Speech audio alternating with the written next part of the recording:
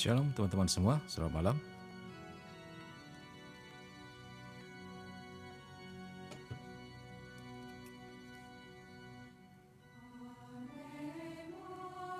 Salve juga Daniel Benedictus.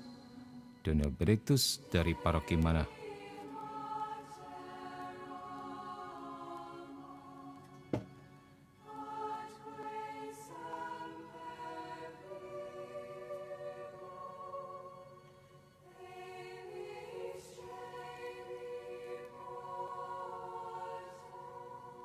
Nah, ini ada yang menarik dari teman kalian. Sebelum kita memulai, kita belum berdoa bahkan ya, tapi sudah ada yang sharing. Dari Daniel Benedictus mengatakan, aku diganggu kuasa gelap terus. Aku ke Gua Maria selama beberapa hari dan ambil air suci di sana. Ya memang seringkali di tempat-tempat gua-gua Bunda Maria gitu, tempat pesiaran, selalu disediakan air suci untuk boleh diambil secara free ya. Bagi setiap umat yang berkunjung ke sana, siapapun boleh ambil, bukan hanya umat Katolik. Begitu. Nah, puji Tuhan sembuh, kata Daniel Benedictus. Puji Tuhan. God bless you ya. Doa-doa Bunda Maria menyertai. Sambil menunggu teman-teman yang lain, ya, kita cerita sedikit. Barusan Mimin ada posting ya, testimoni daripada seorang teman yang merasakan manfaat dan mukjizat daripada novena 3 Salam Maria. Nah, nanti boleh dilihat kembali di postingan Mimin mungkin baru kemarin atau 2 hari yang lalu, sebelum postingan yang terbaru ini. Gitu. Jadi dia tiba-tiba suatu hari mengalami sebuah anxiety ya. Jadi kecemasan yang berlebihan tanpa dia ketahui penyebabnya apa, begitu. Itu berminggu-minggu sampai dia gusar kan begitu. Sampai dia cek ke dokter juga. Ya mungkin pemeriksaannya tidak menyeluruh atau bagaimana begitu sehingga dokter memberi obat tertentu yang tidak ada efeknya untuk dia. Karena tidak ada perubahan, akhirnya dia berpikir bahwa dia diguna-guna begitu kan. Mungkin ada orang yang ngerjain dia masalah iri hati mungkin atau masalah bisnis dan sebagainya. Jadi dia iseng-iseng cari info tentang ini kepada temannya. Temannya mengarahkan dia ke, ini teman-temannya yang lain lagi ya. Nanti kan ada teman lagi yang satunya lagi. Temannya mengarahkan dia untuk pergi ke dukun tertentu. Nah, jadi dia ikutlah ritualnya si dukun. Disuruh ngapain dia ikut gitu. Suruh mandi kembang dia ikut gitu. Nah, ternyata menurut dia hari pertama enggak cemas lagi. Tapi hari-hari berikutnya malah kembali lebih parah. Jadi dia bingung. Ini apa dukunnya kurang sakti apa gimana gitu kan. Jadi, terus karena belum sembuh juga jadi dia cari-cari lagi info. Nah, terakhir dapat teman yang benar. Teman yang benar ini mengarahkan dia untuk coba novena doa 3 Salam Maria. Banyak loh testimoni tentang itu. Jadi karena hopeless, jadi bukan karena percaya nih ceritanya, karena hopeless aja. Ya apalah salahnya cuma 9 hari kok, itu kan paling cuma berapa menit gitu kan pikirnya kan. Kata temannya begitu, jadi dia nentukan jam tertentu tiap hari selama 9 hari untuk dia berdoa, novena 3 Salam Maria begitu. Dia tentukan jam 9 waktu itu, jadi tiap hari dia mulai berdoa ya. Dia cerita, banyak godaan bro katanya, namanya orang baru berdoa ya, begitulah dia ceritanya. Dia bilang cari lilinnya susah, terus apinya dinyalain gak hidup-hidup katanya. Terus waktunya pada waktu saya mau doa tiba-tiba adalah keperluan ini, keperluan itu dan sebagainya, katanya begitu. Tapi dia berhasil juga. Jadi hari pertama jadi dia berdoa, semuanya berjalan normal seperti biasa. Hari kedua ini dia cerita, ada satu keajaiban. Wow katanya, sangat berasa bro katanya. Pada waktu saya sedang kusyuk berdoa, tiba-tiba saya seperti mendengar suara. Kamu tahu kenapa kamu sakit? Bukan karena kenapa-kenapa, itu karena kamu kebanyakan minum kopi. Ngomongnya begitu loh.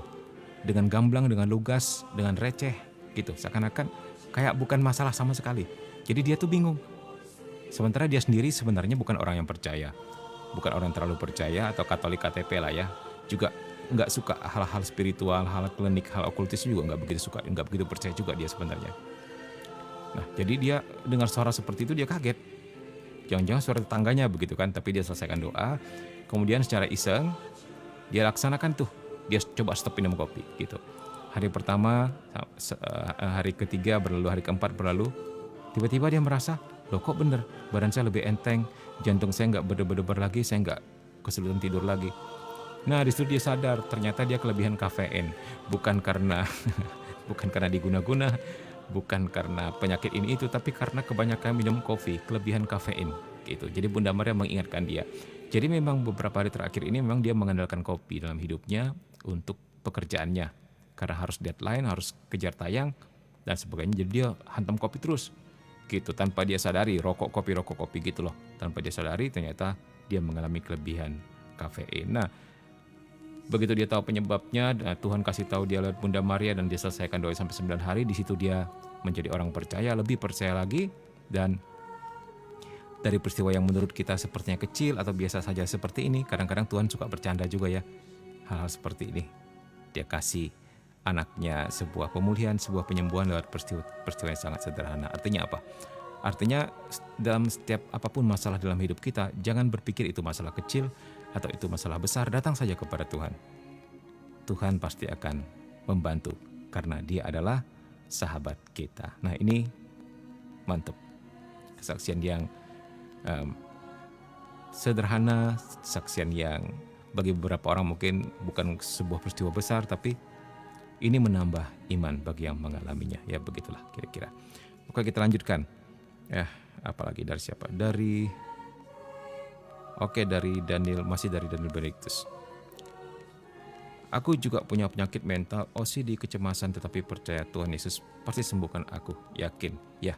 Dalam nama Yesus, Daniel Benedictus disembuhkan ya. Puji Tuhan. Kak, barusan lewat VT tentang doa tikam atau tombak. Apa benar sih dari gereja Katolik? Sepertinya agak lain. Ya, doa tikam tombak, dilihat aja apakah ada imprimaturnya. Terus bukunya ada penerbit dengan jelas. Kalau enggak ya sudahlah, boleh percaya, boleh enggak gitu saja. Ya, intinya begitu. Ya memang Min pernah baca doa itu, memang agak lain ya. Aku juga lawan penyakit mental, pornografi dengan doa rosario karena aku pencandu porno dulunya. Puji Tuhan ya. Jadi Daniel boleh ini bikin VT tentang ini, bikin kesaksian tentang pergumulan, perjuangan dan juga jatuh bangun dalam mengatasinya supaya bisa menjadi inspirasi bagi teman-teman yang lain. Oke, baik teman-teman, sebelum kita mulai kita doa dulu ya. Kita mau doa. Kita siapkan hati kita doa seperti biasa. Kita doa untuk kita sendiri yang hadir pada live pada malam hari ini, supaya Tuhan lindungi dari serangan balik kuasa gelap yang tentunya nggak senang kalau kita membicarakan mereka pada malam hari ini. Ya, selalulah begitulah. Ya. Kita siapkan hati kita. Dalam nama Bapa dan Putra dan Roh Kudus. Amin. Doa melawan pengaruh iblis. Tuhan yang Maha Kuasa, yang membebaskan umat-Mu dari belenggu musuh, dan melalui Putra-Mu telah mencampakkan setan seperti kilat. Bebaskanlah aku, putra-putrimu, dan juga seluruh keluargaku dari setiap pengaruh roh jahat, terutama roh kematian, penyakit, keputusasaan, kebingungan, perpecahan, kecemasan, keserakahan dan ketidilan, ketakutan, kemarahan, kebencian, nafsu, kemalasan dan kesombongan.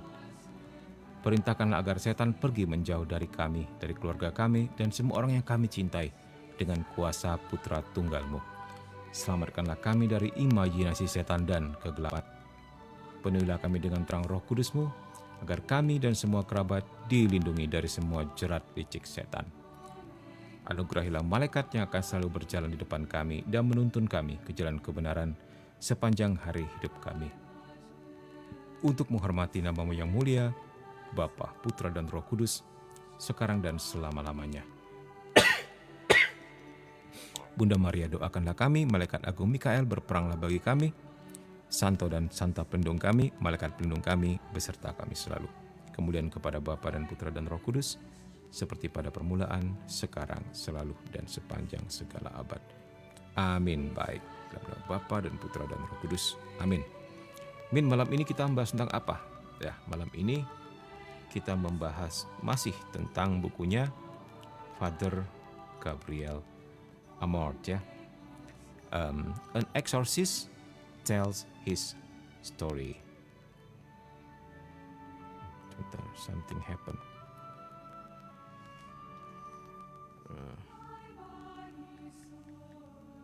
Sebentar ya, ini mesti setting sesuatu dulu.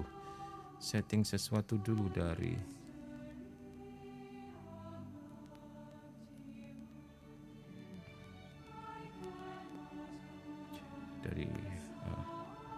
iPad. Maklum ini iPad yang sudah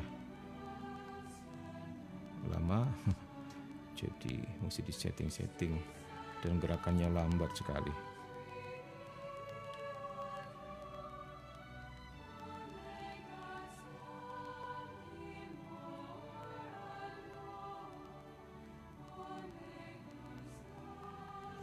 Oke dah, kita mulai. Oke, kita lanjutkan ya. One begins with the physical symptoms. Bisa juga dilihat dari gejala-gejala fisik. Jadi ini menceritakan tentang tanda-tanda orang kerasukan setan, gitu. Ada dua area atau dua daerah yang paling sering terkena pengaruh jahat, yaitu daerah kepala dan perut. Nah, ini menurut kesaksian dari Father Gabriel Amort, si penulis buku ini ya, sang eksorsis yang sangat terkenal itu, yang seringkali kasus-kasusnya diangkat menjadi cerita di Hollywood seperti Pop Exorcist, The Exorcist, dan sebagainya. In addition to headache, they are severe and unresponsive to prescriptions. Symptoms include a sudden inability to learn. Dikatakan di sini, selain sakit kepala yang parah dan nggak responsif terhadap resep dokter, gejalanya seringkali meliputi ketidakmampuan belajar secara tiba-tiba. Nah, ini aneh ya. Sebuah gejala yang nggak biasanya. And their ability to concentrate disappears. Dan kemampuan mereka untuk berkonsentrasi itu seolah-olah menghilang. Nah, ini salah satu tanda-tanda juga. Jadi tidak selalu tanda intervensi kuasa kegelapan seperti ini atau tanda orang kerasukan seperti itu ya, tetapi hal-hal seperti ini bisa menjadi pertimbangan kita untuk orang-orang tertentu yang begitu dikasih obat nggak sembuh juga. Begitu pergi ke psikiater atau psikolog nggak sembuh juga. Nah, seperti itu. Kita bisa mulai melihat-lihat di situ ya. Ada faktor apa gitu. Nah, sebentar. Kena restrict dari TikTok. Oke. Malam Kak, lagunya bagus. Bisa di-download Kak? Bisa. Ya. Lagunya Himne Katolik, cari aja di YouTube, terus di-download saja atau dijadikan MP3. Himne Katolik, bahasa Inggrisnya HYMN, Hymn Katolik, gitu aja. Ya. Oke, berikutnya apa ini? The signs list in the ritual are limited to the most spectacular manifestation of possession, such as the ability to speak or understand unknown language perfectly. Nah, jadi ini juga hal yang bombastis ya. Tanda-tanda yang tercantum dalam buku ritual, kalau kita lihat para eksorsis itu punya buku sendiri namanya buku ritual eksorsis ya. Dia mengatakan bahwa tanda-tanda yang di listing, yang didaftar. Jadi di situ ada daftar-daftar tanda-tanda orang kerasukan apa saja gitu. Tapi itu terbatas pada manifestasi kerasukan yang paling spektakuler, yang bisa kita lihat, begitulah. Ya. Untuk hal-hal yang terlalu mendalam atau setannya level tinggi, mungkin masih bisa diakalin oleh setannya begitu sehingga nggak ketahuan. Jadi tanda-tanda yang spektakuler yang bisa lihat itu seperti apa? Seperti kemampuan untuk berbicara atau memahami bahasa yang tidak dikenal dengan sempurna. Juga mengetahui sesuatu yang tersembunyi dan yang jauh atau di tempat berbeda.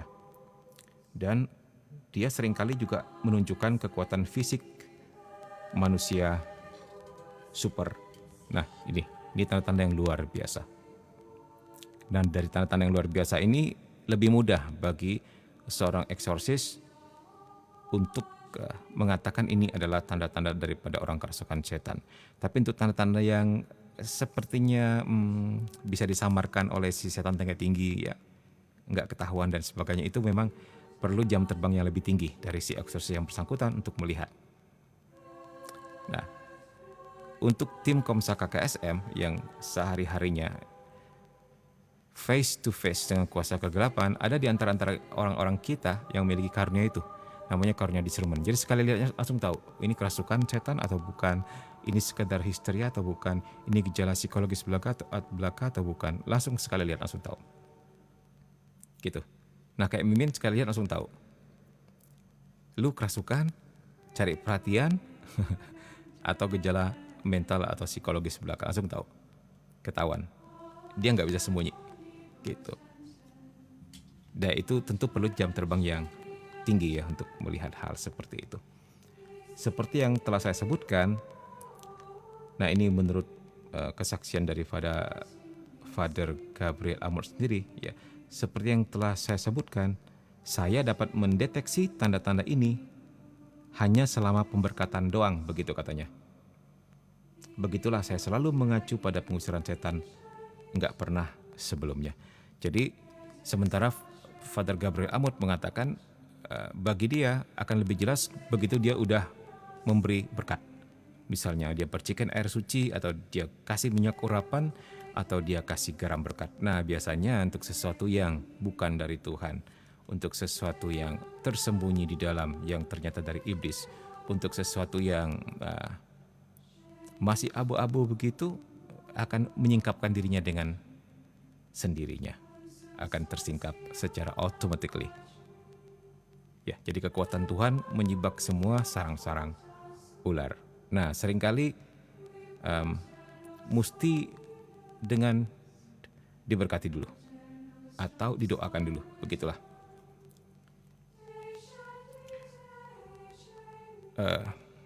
Dikata, often I am told of strange or violent behavior. Seringkali dilaporkan, ya,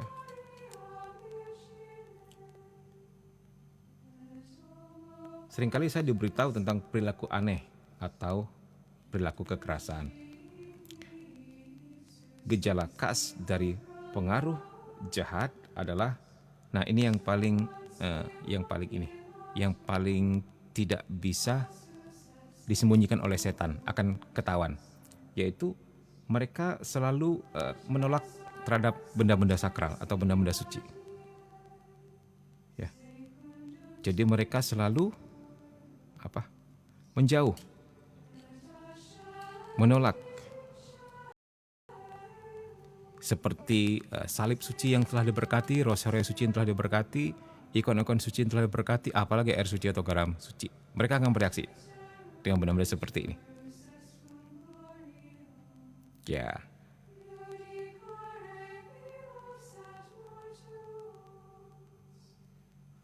Yang lainnya misalnya, orang yang mengalami intervensi kuasa gelap akan stop pergi ke gereja, akan menolak dan menjadi pribadi yang pemarah.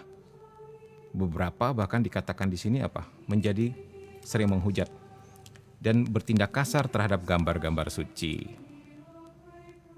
Hampir selalu juga kita jumpai perilaku asosial. Jadi dia menutup diri, dia menyendiri, ya ngunci diri di kamar, nggak tahu apa yang dilakukan, terus suka tinggal di tempat gelap.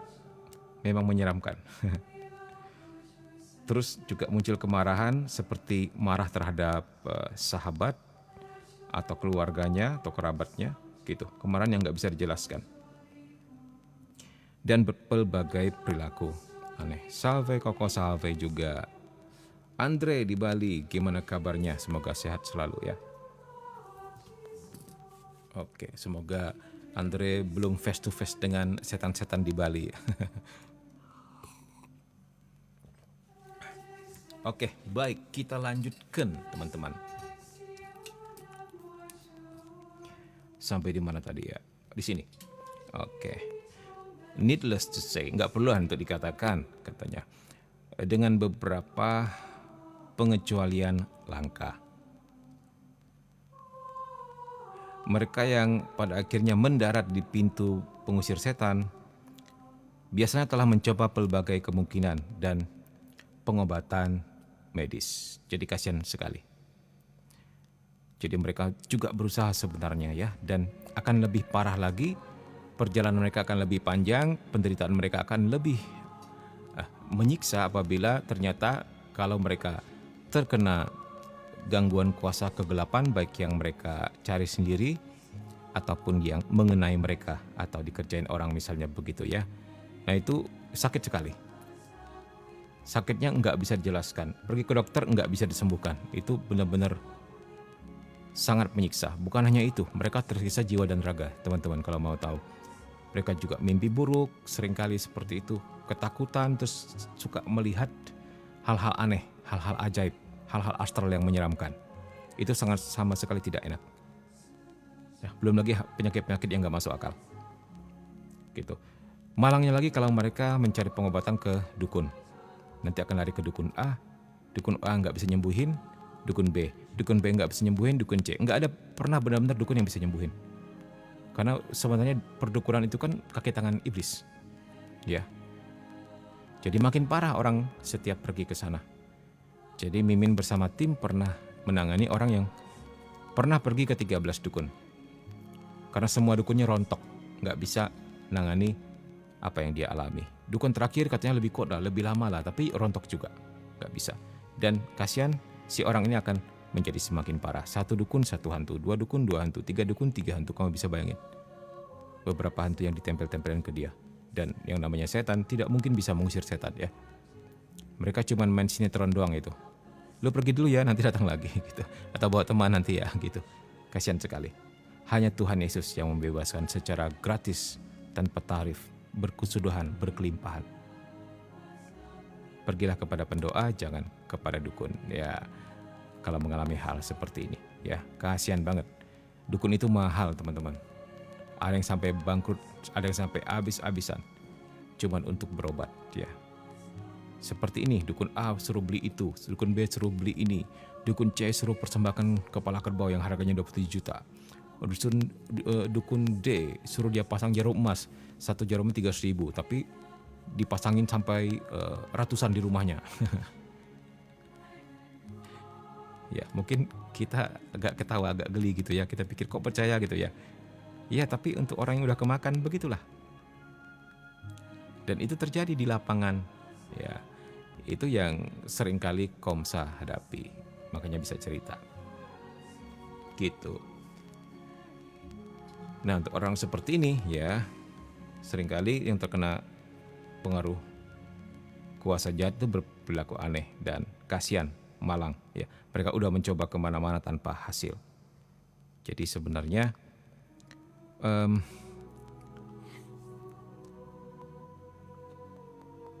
apa ini?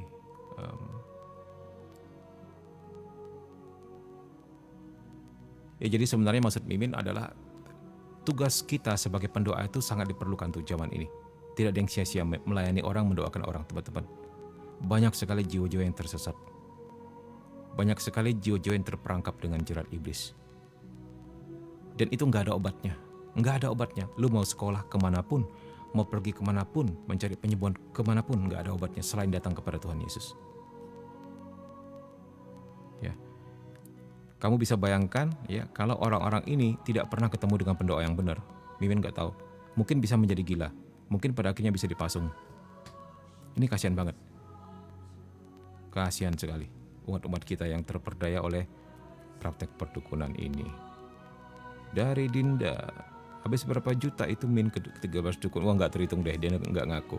Yang kasus kemarin aja yang pernah Mimin posting kan, ada seorang ibu yang 2 ibu si dukun itu dapat sampai ratusan juta dari dua korban saja. Nggak tahu deh kalau satu orang pergi ke 13 dukun. Di sini mungkin ada yang pernah pergi ke perdukunan dan bayar berapa gitu. Ada yang memang sengaja dibuat terikat oleh si dukunnya. Nanti dukunnya akan cerita nih, oh setan di tempat kamu di daerah ini daerah itu udah semakin kuat loh. Pagarnya udah semakin tipis, harus ditambah lagi, keluar lagi biaya gitu. Suka-suka dia ngomong lah. Kamu harus transfer sekian ya katanya. Wah, habis. Luar biasa. Bisa jadi setannya dari dia sendiri juga gitu loh. Itu yang paling parahnya nih, kasihan sebenarnya umat kita ini. Untuk orang yang nggak terjun ke bawah, yang nggak pernah menerima keluhan seperti ini, yang menganggap gereja baik-baik saja, yang menganggap umat kita baik-baik saja. Waduh, sekali-sekali turun ke bawah. Sekali-sekali turun ke bawah. Bahkan waktu Mimin bikin istilah dukun Katolik, banyak yang marah. Kan dipikirnya Katolik itu baik-baik saja, dipikirnya umat kita baik-baik saja. Padahal itu sebuah sindiran bagi orang Katolik, ya, yang pada akhirnya mencoba membantu sesamanya dengan kuasa gelap. Mungkin maksudnya pertama baik mungkin, sebelum pada akhirnya dia terjerumus. Ya, duka itu sebenarnya sebuah istilah plesetan saja, sebuah dagelan saja. Ya, memang tidak mungkin orang Katolik atau gereja Katolik mengajarkan perdukunan ya. Jadi orang Katolik yang menjadi dukun dengan memanfaatkan alat-alat doa Katolik, dan parahnya lagi dia ini menjerat korban-korbannya, pasang tarif kepada korban-korbannya, memeras dan pada akhirnya menipu. Dalam beberapa kasus sampai terjadi pemerkosaan. Kemarin di Sintang tahun 2019, padahal ini pendoa yang cukup terkenal loh, sampai punya tim di mana-mana ya. Nah, pada akhirnya ya, mungkin awalnya dulu dia pendoa benar. Ketika yang ikut dia makin bertambah banyak, ya, mungkin dia berpikir untuk mencari kekayaan dan sebagainya. Akhirnya bentuklah kelompok ini, kelompok itu, ada iuran bulanan lah. Terakhir dia sama timnya pergi nangani beberapa korban pasiennya gitu. Jadi dia pandai nih, kalau pasien cantik-cantik dia suruh datang sendiri, ya. Dia suruh bersama dia di satu kamar itu, yang lain tidak boleh masuk. Dikerjain sampai dia terkena batunya ketika 2 orang anak ini ternyata anak polisi, ya, dan mereka lapor bapaknya. Kena batunya dia. Di penjara 20 tahun. Di daerah Sintang. Ya, banyak ternyata kelompoknya, banyak ternyata timnya gitu. Itu mengagetkan juga bahwa umat bisa terperdaya hal seperti ini gitu. Seperti buku yang kemarin Mimin posting ya, tentang buku Orasi Doa Keramat. Yang lebih miris adalah kalau kalian lihat komen-komen di bawahnya, ya, ada yang bilang, Min, saya sudah pernah ketemu doa ini tahun 90-an. Saya sudah pernah ketemu doa ini waktu saya masih kecil. Dan sekarang ternyata masih ada, saya juga nggak tahu. Dan sekarang ternyata baru Mimin yang berani membongkar isinya. Tidak ada satupun yang pernah mengatakan sesuatu tentang hal ini. Ini sudah menjalar kemana-mana, bahkan ada suster yang pakai ini doa. Jadi Min pernah ketemu, ya. Salah satu komen ketika ada orang yang mengalami kesusahan dalam hidup atau kesusahan pada saat melahirkan, seorang suster, akun TikToknya komen begini, coba kamu simpan orasi doa keramat di bawah bantalnya. Pasti nanti besok dia bangun dengan selamat. Coba. Kita nggak tahu sudah seberapa dalam ya si iblis atau setan ini menancapkan kukunya ke dalam hati umat Allah. Kita sudah nggak tahu. Buku seperti itu sudah kemana-mana. Tidak ada imprimaturnya, tidak tertulis siapa penerbitnya, dan ternyata ada yang menyalinnya di website online, diabadikan. Apakah setiap orang harus belajar teologi untuk mengerti bahwa ini bukan doa Katolik? Enggak tahu deh Mimin. Karena cuma mengharapkan kalian mendengarkan kuliah seminggu sekali gereja itu nggak akan dapat apa-apa. Selain itu bukan teologi. Ya, selain anjuran hidup baik, itu bagus, bukan jelek, bagus. Kalian diajarkan hidup baik, tetapi nggak cukup untuk membentengi diri. Misalnya ada serangan terhadap iman kita, ya, ada serangan terhadap cara doa kita dan sebagainya. Akhirnya kelabakan tidak bisa jawab. Jadi umat harus cari sendiri, harus belajar sendiri, gitu, ya.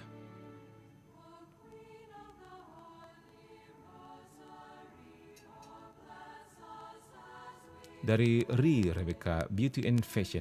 Min, haruskah kita punya air dan garam yang sudah diberkati di rumah kita simpan? Harus. Minta bagi yang belum ada, harus ada di rumah. Ya, minta dengan pastornya. Kalau kamu butuh lebih banyak, kamu adakan misa di rumah. Undang pastor datang, cari alasan untuk misa. Mungkin misa syukuran, mungkin misa ulang tahun kayak gitu. Kemudian, pastor sekalian pemberkatan ini ya gitu. Pemberkatan air, pemberkatan garam. Saya mau stok lebih banyak, bilang aja. Bilang aja keluarga saya minta. Jadi kalau Mimin bahkan 1 galon. Beli 1 galon aqua itu. Ama bertukuk-tukuk garam. Karena kita pelayanan banyak orang minta kan begitu. Ya harus dimiliki itu ya. Teman-teman yang belum punya boleh minta ke sekretariat paroki mungkin, atau undang pastor untuk datang, minta diberkati. Ya, airnya dan garamnya. Dan juga gambar-gambar suci yang ada di rumah, dan juga rosario, salib, patung juga minta diberkati. Sekalian pemberkatan rumah deh, gitulah, gitu aja dah. Itu juga baik ya kalau setiap tahun seperti itu. Supaya diperbaharui berkat-berkatnya. Bukan berarti berkat tidak ampuh dan sebagainya. Ya, sekali berkat berfungsi untuk selamanya. Ya, cuman kita mau mencegah yang di rumah kita itu seringkali kan orang keluar lalu lalang. Mungkin ada tamu yang nginep bawa jimat gitu. Dan sebagainya kan. Atau ada keluarga dari kampung yang datang simpan jimat gitu kan. Gitu. Karena manusia ini dinamis ya. Rumah kan statis, tapi manusianya dinamis, maksudnya begitu. Nah itu gak perlu mendatangkan pastor lagi. Kita yang sudah punya air suci atau garam berkat bisa dipercik sendiri. Gitu maksud Mimin. Oke, Min, kalau saya ngikutin apa yang dikatakan Komika, itu siapa ya namanya? Komika apa itu? Dia bilang apa? Oke, sambil kita menunggu, kita lanjutkan.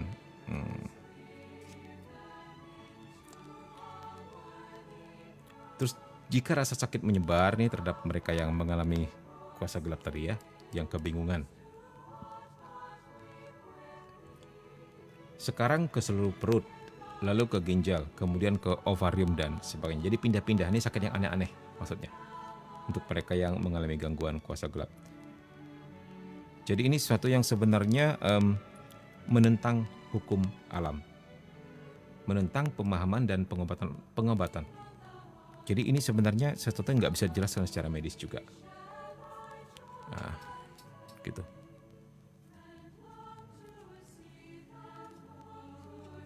Ya.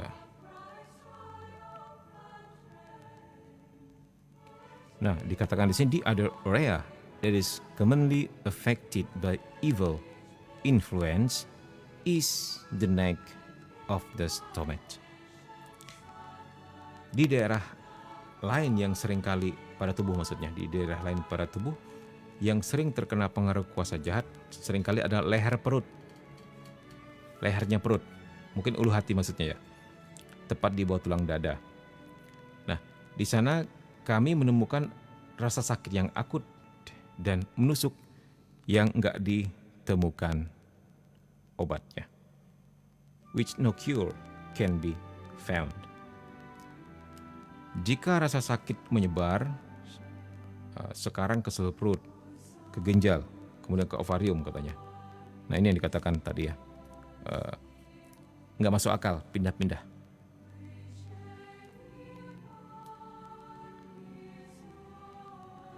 Oke, kita lihat kalian komen apa di sini.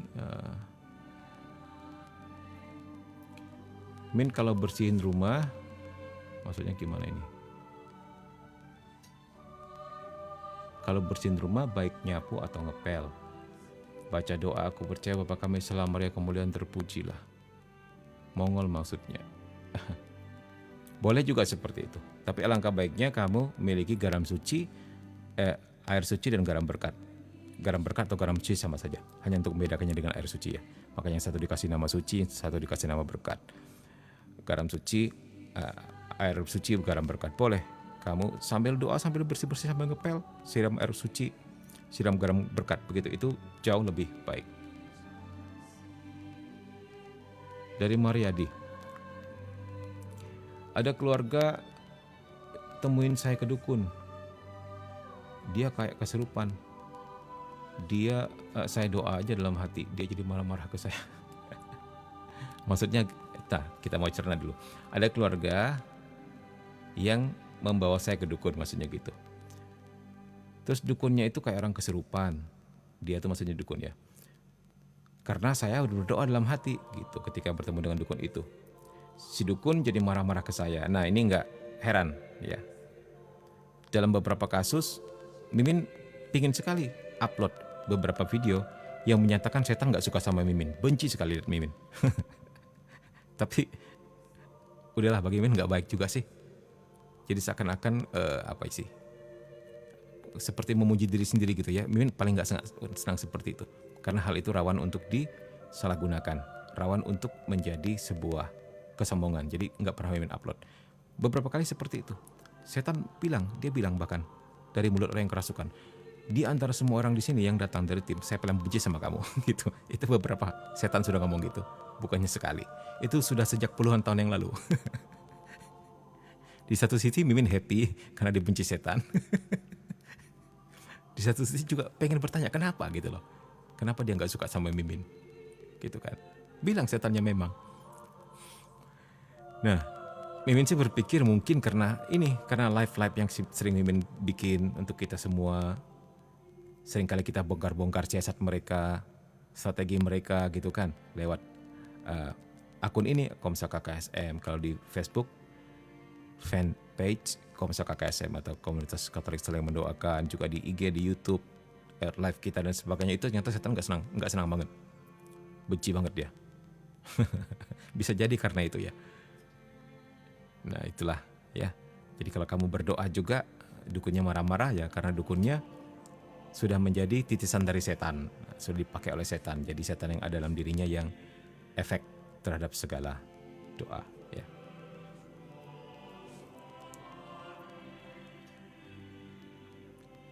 Dari Rebecca Beauty and Fashion. Min, kalau ada saudara kita datang dan punya jimat dan benda-benda yang ada kuasa jahat, rumah kita bisa terkontaminasi, bisa terkontaminasi. Tapi jangan takut ya. Untuk rumah yang sudah diberkati, nggak usah takut. Ya, nanti dia sendiri nggak akan tahan berada di rumah itu. Begitu. Karena rumah itu menolak kehadirannya dan tidak percaya kepada dia, gitu maksud Mimin.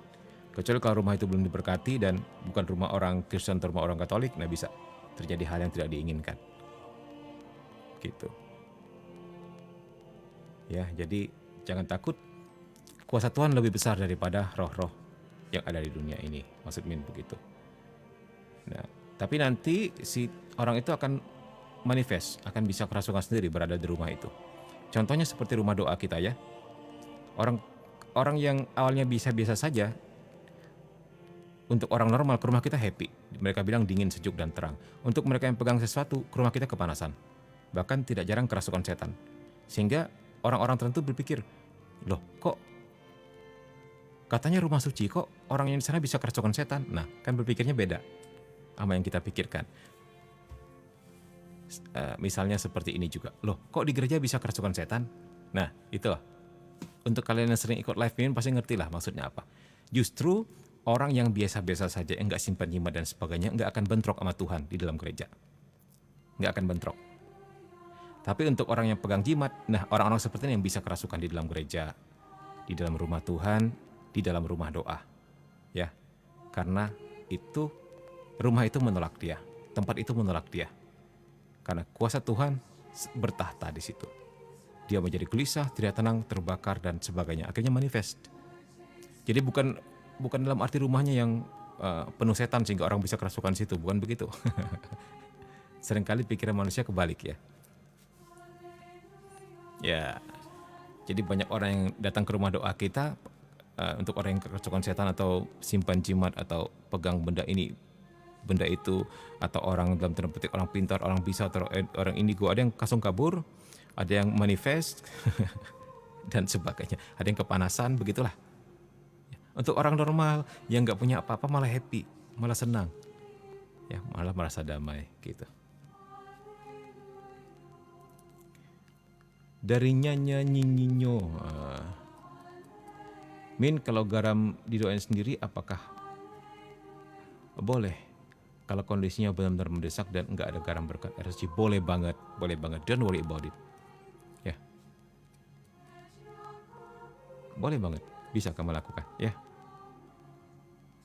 Tentunya berbeda tingkat kuasanya, efektivitasnya. Tapi it's okay, itu bagus. However, yang mengusir setan itu kan Tuhan, bukan kita, ya. Jadi kita serahkan sama Tuhan aja. Tuhan pasti tahu keadaannya mendesak dan mungkin memang kamu perlu untuk dikuatkan imanmu. Jadi Tuhan turunkan kuasanya sehingga setan lari terbirit-birit di hadapanmu, walaupun cuma dengan doa biasa, bukan dengan garam berkat atau air suci, maksudnya begitu ya. Jadi itu hal yang sangat baik, dan beberapa testimoni menunjukkan hal seperti itu, betul ya. Dengan air yang sudah saya doakan, ternyata teman saya sembuh. Padahal kami di tengah hutan, saya kebingungan gitu, teman saya ini kerasukan. Jadi dia ambil air aqua, didoakan, Tuhan Yesus tolong, saya ini orang berdosa, saya nggak tahu apa-apa katanya tentang pengusiran setan dan sebagainya. Tolong teman saya ini sembuhkan, biarlah engkau mengurapi air ini, engkau jamah air ini, semoga air ini menjadi air kesembuhan untuk dia. Jadi berdoa untuk air itu diminumkan temannya, sembuh temannya. Coba. Ya, jadi Tuhan kita nih kadang-kadang Allah yang penuh humor juga. Allah yang maha bijaksana, Allah yang maha baik. Demi kepentingan si korban, karena kasih kita kepada teman kita, Tuhan mengabulkan doa-doa seperti ini. Walaupun kita doakan sendiri, maksudnya begitu ya. Apalagi dengan air suci dan garam berkat, karena air suci dan garam berkat itu doa-doa gereja yang masuk ke dalam situ. Ya. Dari dari Dinda. Kidung rohani yang ditulis Santo Yohanes Salib juga ada membahas setan juga, Min. Wah, ini menarik ini. Nanti Min kudu baca ini, Kidung rohani. Min, daerah mana Min rumah doanya? Di Pondok Indah Lestari di Pontianak, Kalimantan Barat. Nyinyo. Berarti Tuhan masih menerima kehadiran saya di gereja ya, Min, karena saya nggak pernah kerasukan di gereja. Puji Tuhan ya. Berarti kamu nggak bawa apa-apa, nggak punya jimat, nggak punya sesuatu gitu loh. Ya, puji Tuhan. Untuk orang yang bersih, untuk orang yang nggak simpan pegangan ini itu, ya datang ke gereja pasti happy karena merasakan berkat Tuhan secara tidak terhalang, dan dia bisa menimba lebih banyak rahmat di dalam gereja ya. Dari Dinda. Selama ini kita selalu membahas kerasukan setan. Di buku Kidung Rohani dijelasin setan merebut jiwa dari tangan Tuhan saat mengalami pertunangan dan pernikahan rohani. Nah, itu gimana maksudnya? Oke, sambil menunggu penjelasan dari Dinda, kita lanjutkan.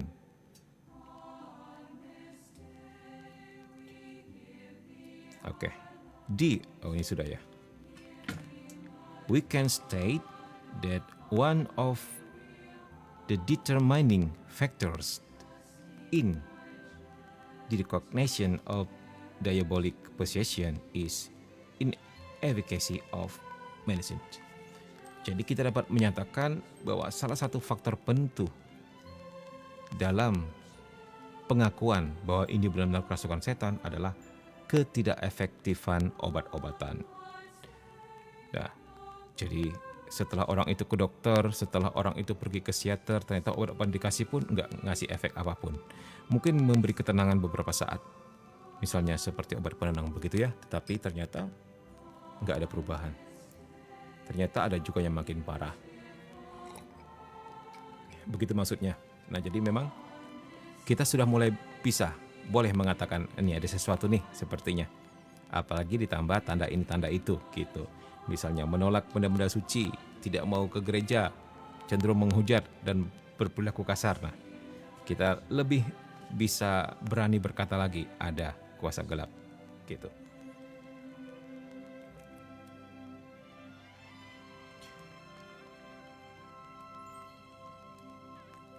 Nah, dikatakan di sini, while blessings prove very efficacious. Sementara berkat, ya baik itu berkat dari pastor, berkat dari garam berkat, atau dari air suci itu sangat manjur.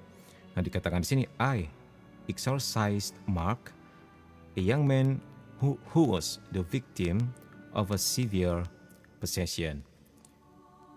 Saya mengusir setan dalam tubuh Mark, seorang pemuda yang menjadi korban kerasukan setan yang parah.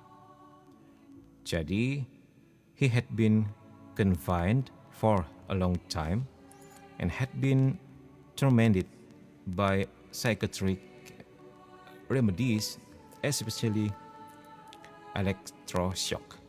Wah, ini miris ya. Jadi dia telah lama dikurung dan disiksa oleh pengobatan psikiater. Wow, terutama pakai electroshock, alat kejut listrik. Dan without apa nih? Wow.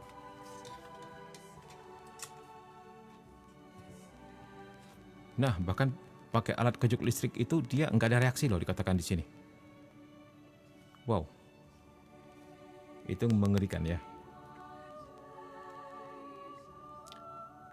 Nah, ketika dokter meresepkan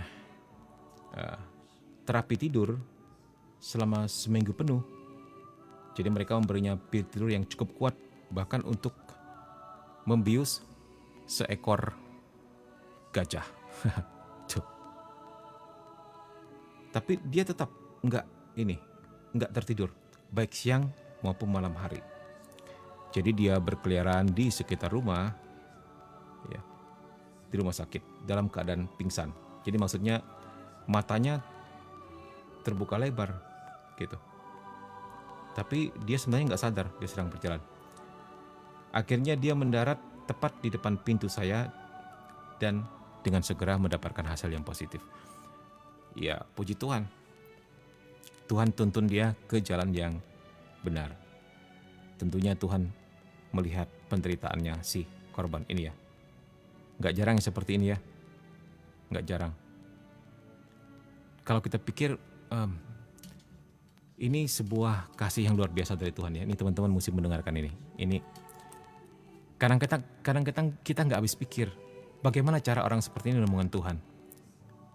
Padahal nampaknya dia hopeless, nggak ada harapan. Dia nggak punya teman yang ngasih tahu dia mesti ke ini loh si pendoa A, si pendoa B atau pendoa C, atau ini loh kedukun ABC. Ada orang seperti itu loh, yang langsung Tuhan tunjukkan sendiri jalannya. Seperti ini, dia berjalan dalam keadaan nggak sadar, mata mulai terbuka tapi dia seperti orang nggak pernah berpikir gitu ya, berjalan begitu aja mendarat di depan pintu eksorsis dan disembuhkan ini. Kasus yang lain lagi yang pernah Mimin posting tentang ini film yang dijadikan film oleh Netflix ya. Ada seorang pemuda yang padahal papanya seorang pendeta ya, dan dia sejak kecil dididik secara Kristiani, nggak tahu di usia berapa dia tiba-tiba menjadi penghujat dan suka menghujat benda-benda suci, gitulah intinya. Sampai suatu hari dia mengalami sesuatu dan seperti orang kerasukan dia mau bunuh satu keluarga. Satu keluarga tuh udah melarikan diri. Ya. Dia sendiri nggak sadar kenapa bisa seperti itu. Dia diliputi kemarahan luar biasa. Akhirnya antara sadar nggak sadar dia melarikan diri keluar rumah. Lucunya kakinya menuju ke arah gereja di mana di gereja itu sedang terjadi pembaptisan. Nah, akhir cerita dia disembuhkan. Si pendeta ini, si pastornya juga ketakutan pada waktu itu ya. Jadi karena dia bingung mau ngapain, diberkatinya aja si orang ini. Malah efek ternyata. Orang itu rubuh ke tanah, langsung dibaptisnya. Setannya langsung keluar. Jadi beberapa orang di sana melihat ular keluar dari mulutnya. Ini kita lihat. Kasus yang Mimin tangani bersama tim juga, ya.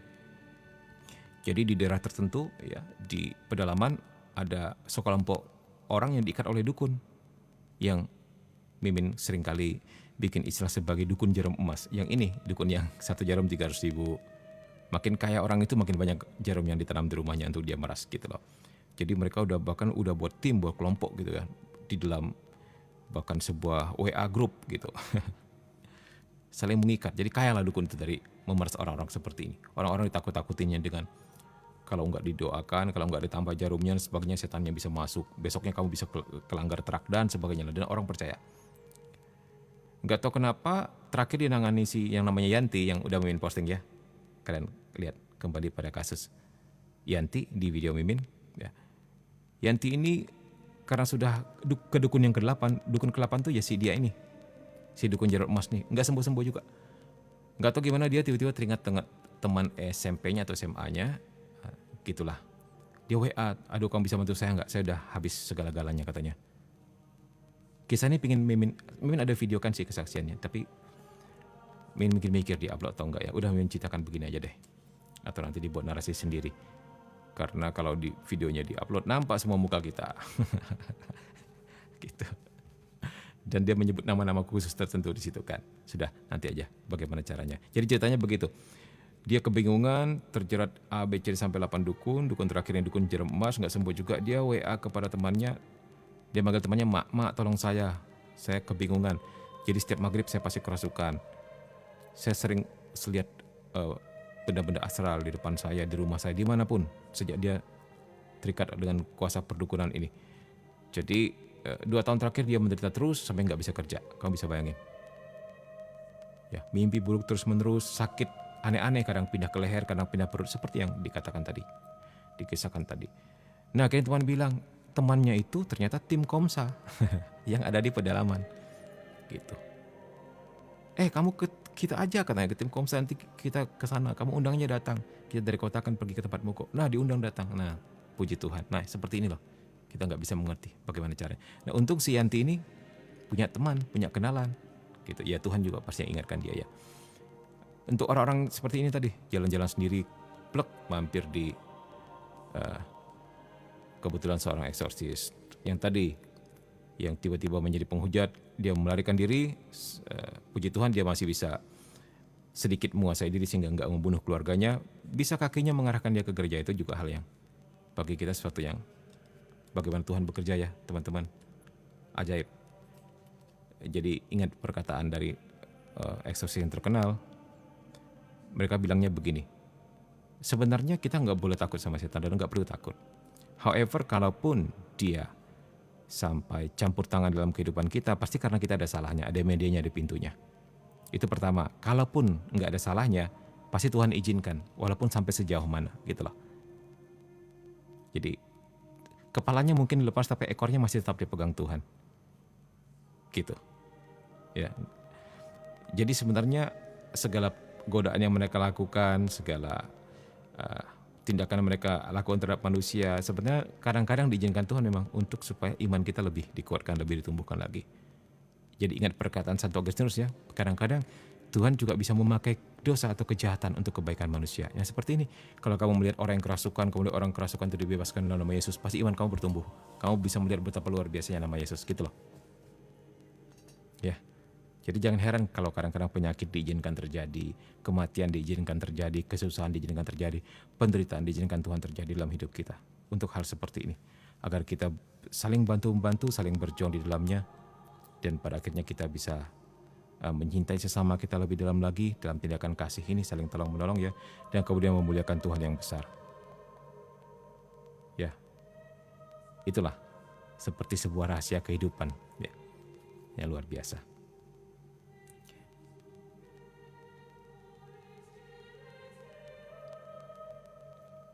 Ya, Min udah ngerti kok ya, kali setan rela jiwa bersatu dengan Tuhan, maksudnya gimana? Thank you for the donate. Terima kasih yang udah kasih tip ya. Terima kasih yang udah like and share. Semoga lebih banyak lagi teman-teman yang tahu tentang live ini, teman-teman bisa share sama teman, sama keluarganya dan sebagainya. Semoga bisa menjadi berkat. Sudah 11.30. Nah, masih ada setengah jam lagi. Teman-teman jangan lupa minum air putih. Teman-teman jangan lupa saling kenalan dari mana saja, dari paroki mana saja, supaya one day kalau kita mendarat di tempat kalian bisa ketemuan mungkin. Amin. Oke, dikatakan sini. Di sini ya. Superhuman strength can also be a sign of diabolic possession. Jadi kekuatan superhuman, jadi kekuatan manusia super, dapat juga menjadi tanda daripada kerasukan setan. A demented person in an insane asylum can be immobilized with a straight jacket. Seorang yang kerasukan setan enggak bisa dilumpuhkan. Dia bahkan bisa memutuskan, itu yang di bawahnya ya. Orang gila di rumah sakit jiwa dapat dilumpuhkan dengan jaket pengekang. Tapi orang yang kerasukan setan enggak bisa dilumpuhkan. Dia bahkan bisa memutuskan rantai besi.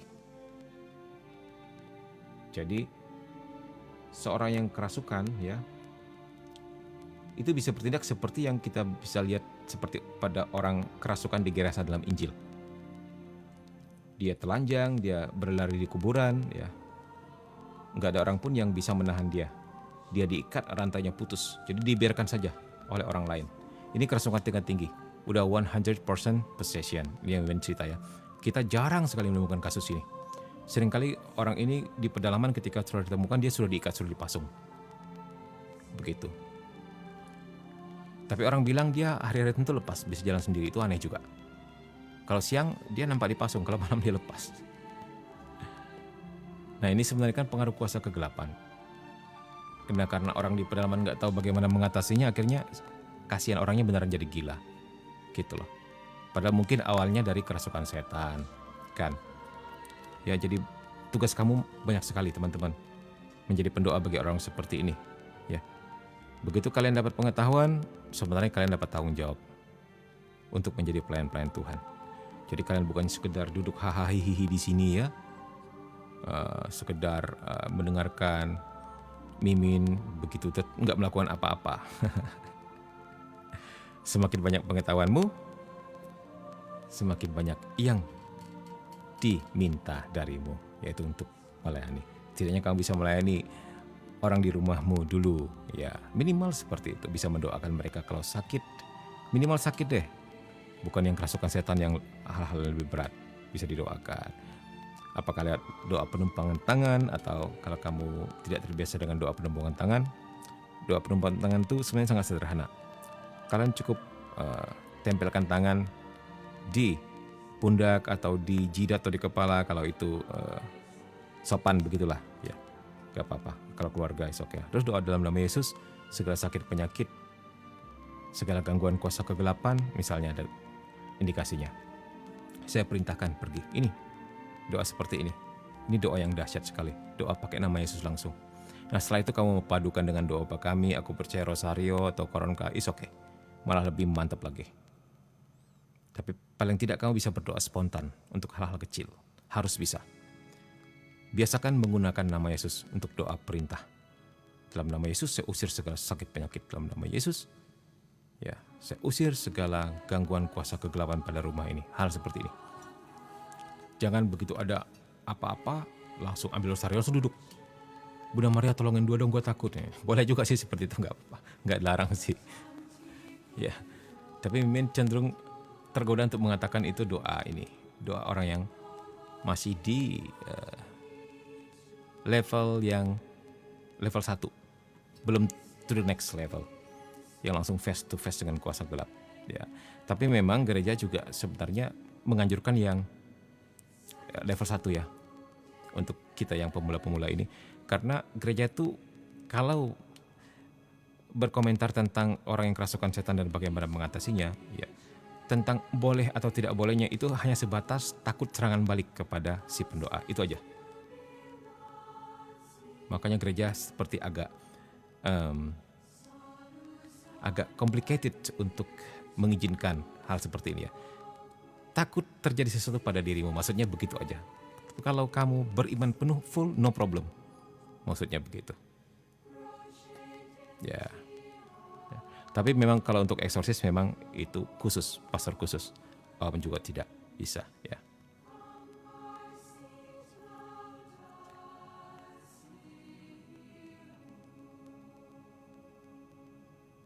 Min, saya dari Paroki Harapan Indah Bekasi, Min. Bekasi, puji Tuhan, orang Bekasi. Wow.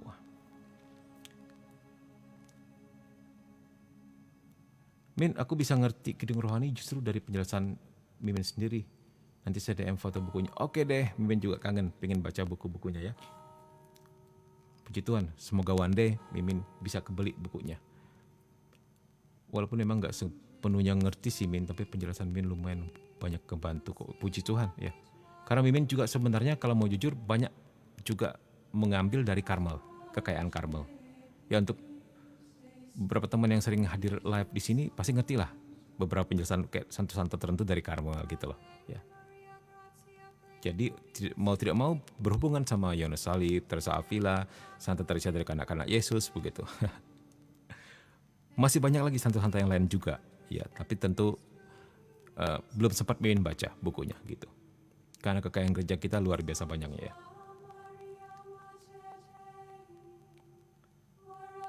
Oke, Mimin dari Pontianak, Paroki Santo Agustinus. Oke, baik, kita lanjutkan teman-teman.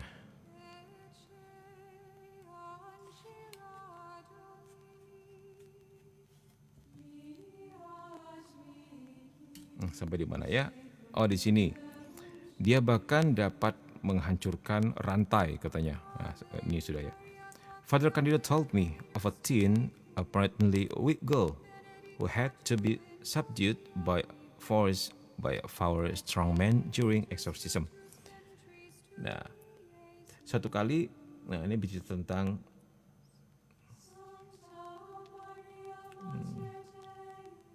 oh ya, Pastor Candido memberitahu saya tentang seorang gadis kurus yang nampaknya lemah dan mudah ditentukan secara paksa oleh 4 pria kuat selama proses eksorsis.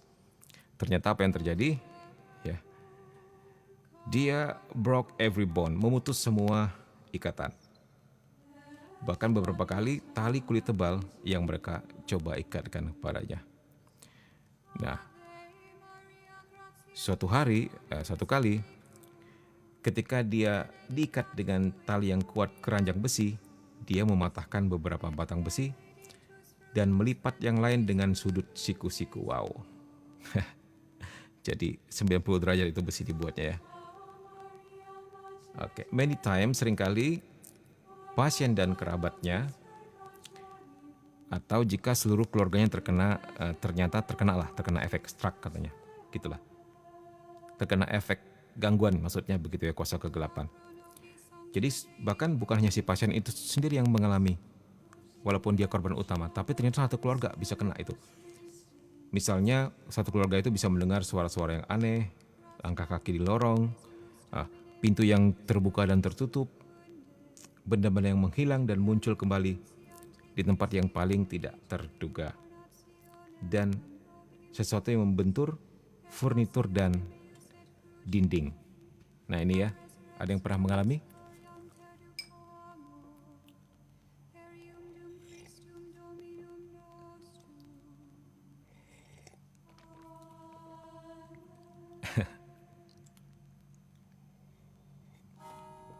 Sebentar, ambil minum dulu ya.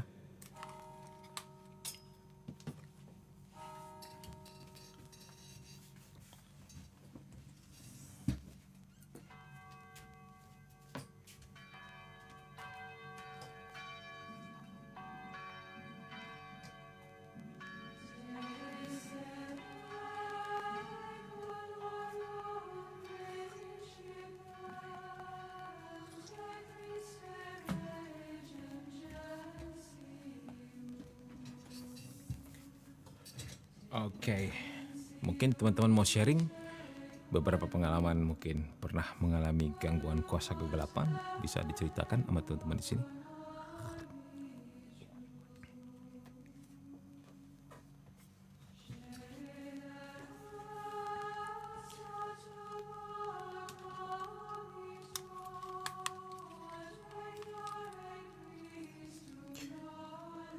Oke, kita lanjutkan.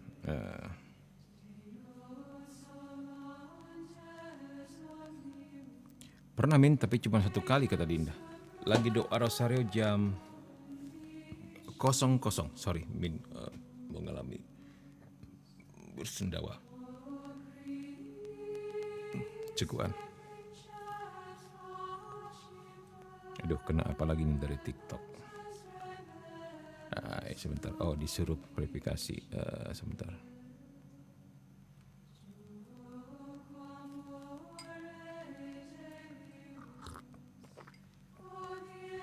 Sukses. Okay. When I conduct my investigation into the causes, I always ask when the occurrence started.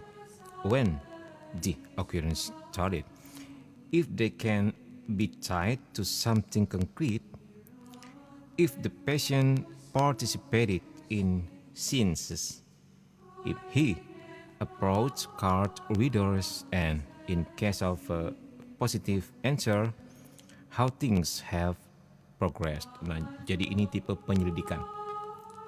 Biasanya ketika saya mulai melakukan penyelidikan tentang penyebabnya, saya akan selalu bertanya, kapan kamu mengalami kejadian itu? Kapan kejadian itu dimulai? Kemudian saya akan mencari tahu apakah bisa dikaitkan dengan sesuatu yang konkret. Misalnya, apakah si korban ini pernah berpartisipasi dalam sciences? Ini science, ini pemanggilan arwah, ya. Kemudian apakah dia juga pernah bersentuhan dengan card reader, peramal, begitulah. Juga, dan jika jawabannya positif, yes gitu ya. Nah, kita akan akhirnya tahu bagaimana hal-hal seperti ini berkembang. Udah lama banget Min kejadiannya. Min, rosarionya mana? Ini rosarionya, ini rosario tangan. Rosario gelang, rosario yang di leher yang biasa Min pakai itu ada di tas yang satunya lagi. Oke, kita lanjutkan. It is possible that at the suggestion of some friends or acquaintance, the pillow or mattress of the afflicted person was opened, and there were found the most interesting objects, such as colored thread, tufts of hair, tresses, wooden or iron slivers, rosaries dalam tanda petik ya, or ribbons tied with the tightest of knots, puppets, animal shapes, blood clouds, or pebbles. These are a certain proof of sorcery. Nah, di sini dikatakan dengan jelas sekali ada kemungkinan. Jadi atas saran beberapa teman atau kenalan, bantal atau kasur si korban itu coba diperiksa deh, bantal atau kasurnya, ya, dan dibuka. Terus coba temukan mungkin ada sesuatu yang menarik. Nah, seringkali ditemukan benda-benda yang menarik seperti apa dikatakan di sini, benang-benang berwarna, ya, jumbai rambut, dikatakan di sini, pohon, ranting-ranting, begitulah. Terus wooden or iron slivers, potongan kayu atau besi, rosario dalam tanda petik ya, rosario yang udah diguna-gunain, atau pita yang diikat dengan simpul, juga bisa jadi juga puppet atau boneka. Terus sesuatu yang berbentuk binatang, gumpalan darah, atau kerikil. Nah, hal-hal seperti ini adalah bukti adanya sihir tertentu yang terjadi, yang terkena kepada dirinya. Oke, ini dari Rebecca. Nah, sama dong, doa rosario dengan lilin dan lampu. Pada waktu aku berdoa rosario pakai lilin dan lampu mati, tiap salam Maria dari belakang ada suara gak apa-apa, terus saja berdoa ya. Itu anggap saja sebagai gangguan, jangan diberi perhatian. Ya. Nah, ini menarik. Ini yang juga Mimin alami. Ya, jadi ceritanya begini, teman-teman. Ada seorang keluarga, ya, yang tiba-tiba WA sama salah satu tim. Dia bilangnya begini, Pak, saya melaporkan sesuatu kepada pastor gitu, bahwa saya mengalami gangguan di rumah saya. Jadi padahal sudah 4 tahun saya tinggal di situ. Jadi 4 tahun dia tinggal di situ, tempat yang baru bagi dia ya. Cuman 2 bulan terakhir ini mengalami pengalaman aneh. Tiba-tiba uangnya selalu tidak cukup, padahal selama ini tidak pernah terjadi apa-apa. Terus istrinya sering mimpi buruk dan melihat sesuatu di ruko mereka gitu, dan hal-hal aneh lainnya. Terus oleh si pastor katanya disuruh menghubungi Komsa, gitulah intinya begitu ya. Nah, akhirnya kita datanglah ke sana satu hari. Kita beri waktu, kita datang ke sana. Kita berdoa di sana dan sebagainya. Yang menarik adalah istrinya bilang begini, Suatu hari saya mimpi katanya. Ini pada waktu kita sebelum berdoa kita cerita-cerita ya. Istrinya mimpi. Saya mimpi bahwa ada sebuah suara yang mengatakan kepada saya begini, kamu berdoa, darah Yesus lindungi saya, darah Yesus lindungi rumah saya, darah Yesus lindungi keluarga saya. Setelah itu kamu cari garam suci, air suci atau garam berkat dan sebagainya, dan minyak urapan untuk melindungi rumahmu. Itu mimpinya. Jadi selama ini yang dia lakukan ikutin doanya, darah Yesus dan sebagainya gitu. Tapi ketika baru tim Komsel datang, mereka mengalami yang namanya menerima berkat untuk rumahnya, air suci, garam berkat dan minyak urapan pada pintu-pintunya. Nah itu juga bagi dia sebuah mukjizat dari Tuhan ya, bahwa akhirnya mimpinya itu menjadi kenyataan. Nah setelah kita doakan, udah berapa lama ya kita nggak dapat cerita lagi dari mereka. Tiba-tiba seminggu yang lalu, ini kita berdoakan udah sebulan yang lalu ya, belum sampai 3 minggu lalu. Jadi 2 minggu kemudian tiba-tiba dia WA. Saya Mimin masih simpan gambarnya ya. Begini. Sebentar, Mimin mau tunjukkan. Ini dia. Ini dia teman-teman. Nih. Tiba-tiba bilang, Min terima kasih ya berkat doa kemarin di rumah. Tuhan tunjukkan kepada kami ada sesuatu memang yang ternyata ditanam di depan rumah kami yang selama ini nggak pernah kami lihat dan nggak pernah kami curiga. Tuhan bukakan matanya untuk melihat apa yang sedang terjadi. Ditanam seperti ini di depan rumahnya. Padahal di tempat yang tidak terlalu sulit untuk dilihat atau didatangin karena sehari-hari mereka juga lewat tempat itu. Tapi setelah doakan nggak berapa lama barang ini tiba-tiba saya seperti diarahkan untuk bongkar sesuatu di situ, katanya begitu. Ya. Begitu. Nah, kalau kamu dapat benda seperti ini ya, kalau kamu takut jangan disentuh. Jangan langsung disentuh. Kamu boleh ambil pakai apa gitu. Jangan bersentuhan dengan kulitmu ya. Kalaupun terpaksa harus sentuh, itu harus doa dulu. Maksud Mimin begitu. Kemudian diserahkan kepada pendoa. Jangan dimasukkan, biarkan ke dalam rumah. Kalau darurat sekali, kamu doa ya, dalam nama Yesus, doa pematahan. Katakan dalam nama Yesus, kami hancurkan barang-barang yang tidak berasal dari Tuhan ini. Dalam nama Yesus saya netralisir segala kekuatan-kekuatan jahat yang ada pada barang-barang ini. Kemudian boleh dibuka ya. Digunting dalam nama Yesus. Saya tolak segala kuasa gelap dan apapun akibatnya terhadap diri saya dan keluarga saya dan rumah saya. Terus disiram air suci. Dikasih garam berkat. Nah udah itu baru boleh dibakar dan dibuang. Jadi kamu tidak boleh langsung membuangnya tanpa doa dulu. Tanpa dipercik air suci dulu, intinya begitulah ya. Karena serangan baliknya bisa terkena kepadamu. Kalau masih nggak pede lagi, ya udah nunggu pendoa datang. Mungkin 1 hari, 2 hari, 3 hari, kan sengsara. Ya, hal seperti ini. Ya begitulah teman-teman. Ya dibakar, tapi didoakan dulu, ya. Didoakan dulu. Jangan langsung dibuang atau dibakar. Kalau nggak ada garam suci atau air suci gimana? Ya, kamu doakan air dan kamu doakan garam.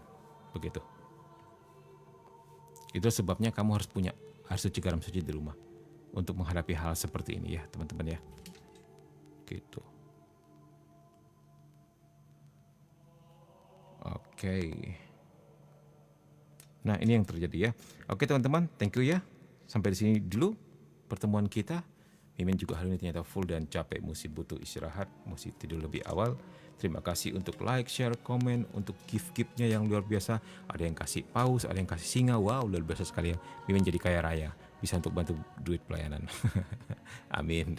Baik, kita jumpa lagi minggu malam. Oh ya, tanggal 13 itu hari apa? Mimin pelayanan ke daerah tertentu di pedalaman Kalbar yang harus dikunjungi dengan, ya apakah kita pakai pesawat atau melalui jalan darat, nggak tahu. Jadi Mimin ikut kelompok yang lain, nemeni saja sebagai pemain musik.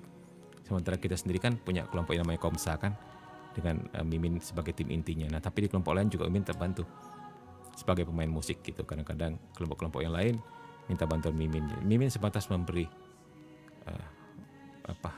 main musik saja. Karena memang dibintanya untuk itu jadi profesional kan. Semoga tidak bentrok dengan hari Minggu Mas Rimbin sehingga minggu malamnya kita masih bisa ketemu. Tapi itu masih lama sih 13 September ya. Itu hari apa ya? Mungkin hari Jumat kayaknya ya.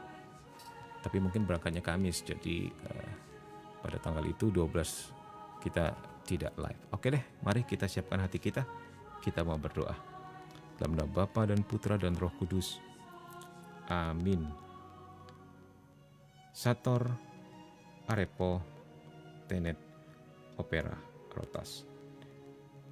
Aku mempersembahkan seluruh hidupku dengan seluruh hatiku kepada Bapa yang menjadi tempat perlindunganku, juga yang memeliharaku. Santo Mikael, Malaikat Agung, belalah kami pada hari pertempuran. Jadilah pelindung kami melawan kejahatan dan jebakan si jahat.